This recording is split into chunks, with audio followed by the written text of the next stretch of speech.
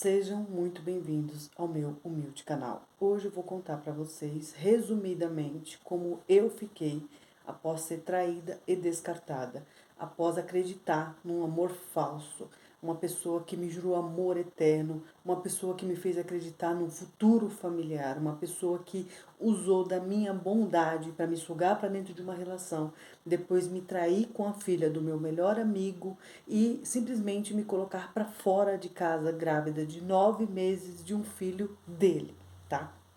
Bom, então vamos lá. Então a gente se conheceu no trabalho, né? Eu trabalhava num bar, ele tinha uma loja de elétrica, de peças elétricas, e nessa loja tinha um rapaz que fazia jogos, tá? E esse rapaz, ele era amigo da minha família, por parte de pai. Ele me viu crescer, né? E a gente acabou se envolvendo, foi aquele romance, porque, sabe, foi uma coisa muito intensa entre eu e ele. Foi um amor que, assim, à primeira vista praticamente, ele se mostrava muito apaixonado. Ele me chamava de Coração.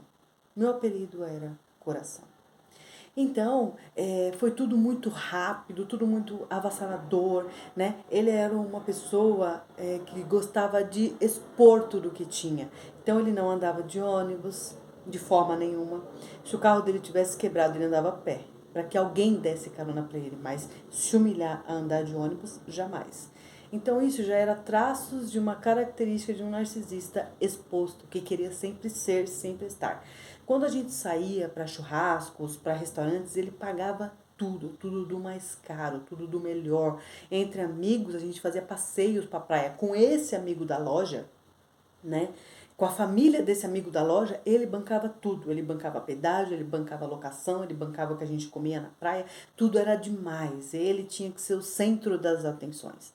E a gente acabou indo morar junto. A nossa relação ao todo durou 12 meses. Apenas 12 meses, né? E dentro dessa relação, eu fui para dentro da casa dele. Então eu morava de aluguel, tinha minha casinha, tinha meus filhos e eu trabalhava como lá no bar, né, como eu já tinha dito. E logo depois eu saí do bar e comecei a trabalhar como cobradora de ônibus, né, dentro da cidade.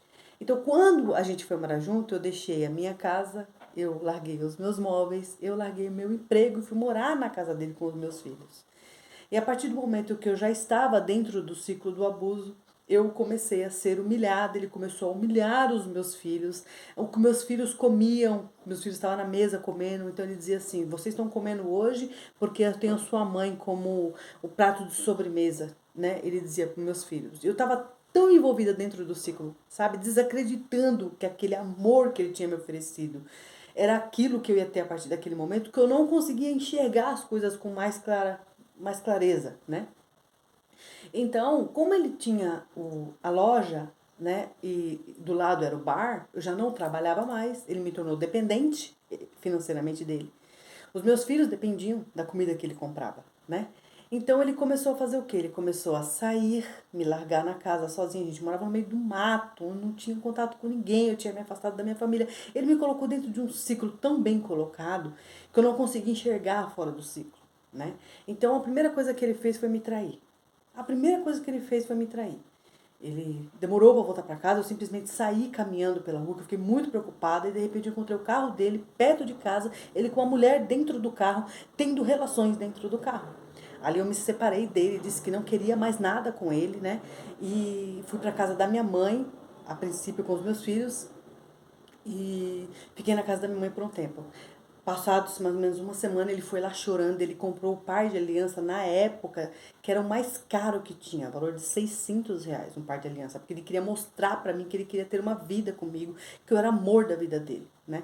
E eu voltei pro ciclo com os meus filhos, acreditando naquelas promessas. A partir dali eu comecei a ser agredida, ele me deu uma cabeçada no nariz que sangrou muito, quebrou parte do meu nariz. E ele disse que eu tinha tropeçado, disse para a polícia que eu tinha tropeçado e batido com o nariz na quina de um móvel, né? Aí depois dessa situação fatídica, ele falou assim para mim assim, que o sonho dele era ter um filho comigo.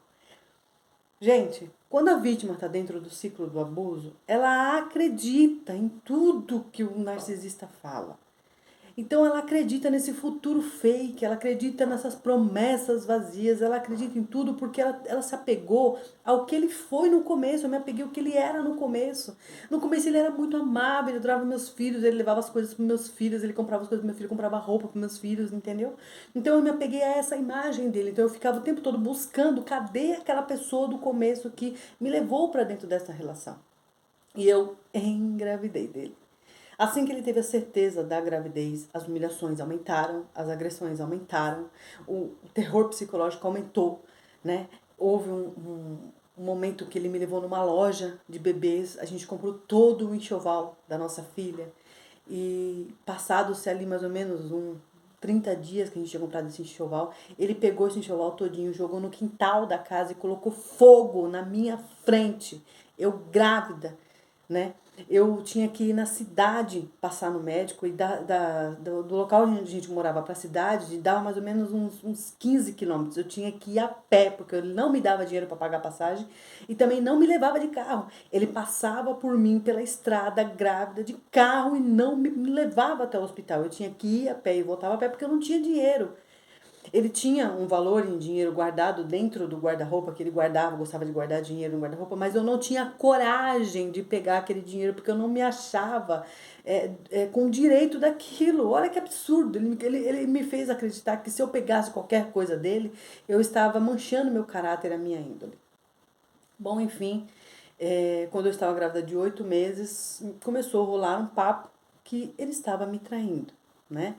E, inclusive, uma pessoa da minha família falou assim, Tatiane, eu acho que fulano tá te traindo com a filha do rapaz que faz jogos e tal, né?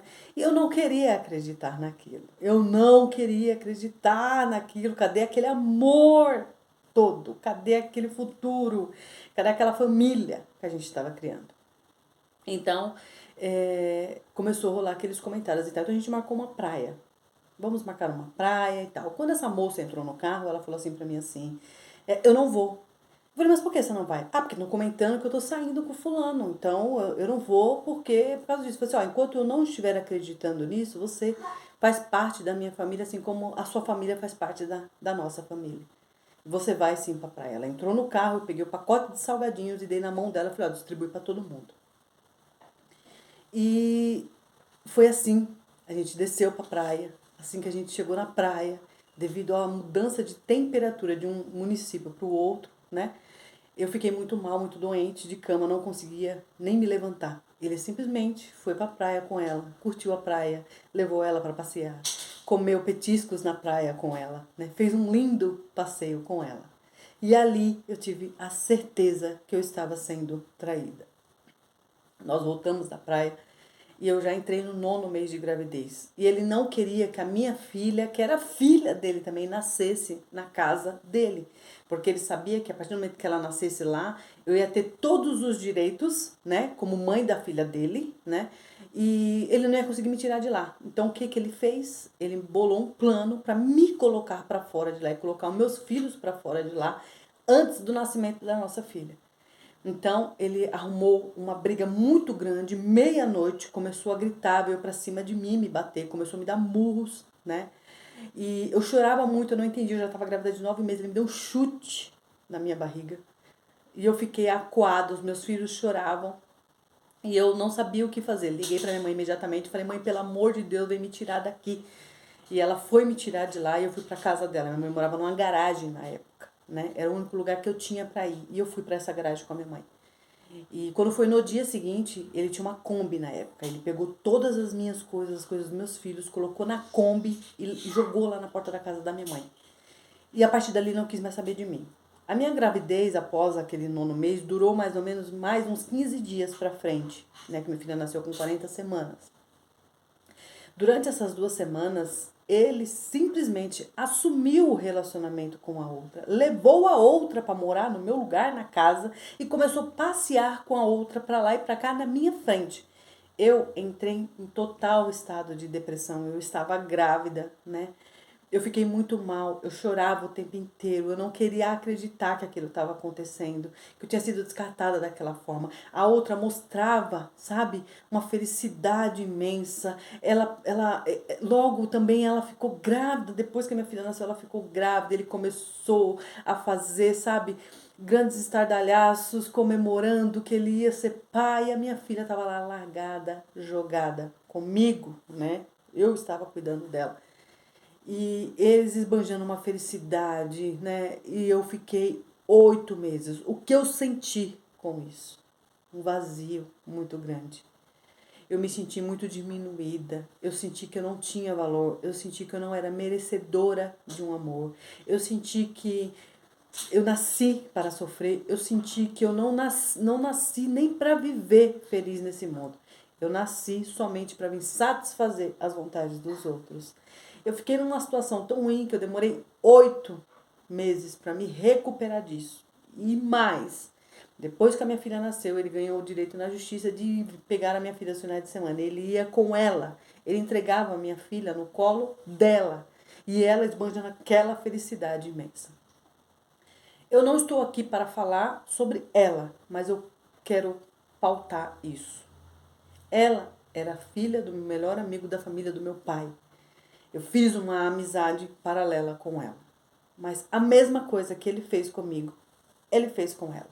Ele trocou ela e abandonou ela com o filho e ela voltou para a casa do pai. E o pai teve que sustentar esse filho que ele não sustentou. Eu não me senti vingada, eu senti pena dela, porque ela também foi vítima, assim como eu fui vítima dele, né? Então, eu fiquei 8 meses para me recuperar de toda essa situação. Eu fiquei muito mal. Eu não tinha conhecimento nenhum sobre narcisismo. Eu não tinha conhecimento nenhum sobre relacionamentos tóxicos, sobre o RAP, que é o relacionamento amoroso patológico. Eu não tinha consciência nenhuma de nada.